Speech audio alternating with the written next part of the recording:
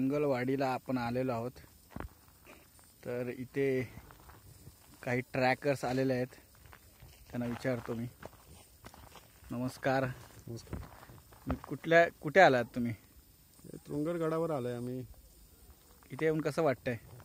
मस्त फ्रेश हवा वाटते. इकडे चौबाजूचा सगळा परिसर दिसतोय इगतपुरीचा पूर्णपणे.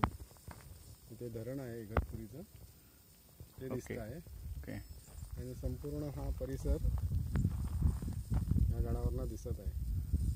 लहान मोठ्या टेकड्या आहेत, अतिशय सुंदर दृश्य इकडे दिसत आहे.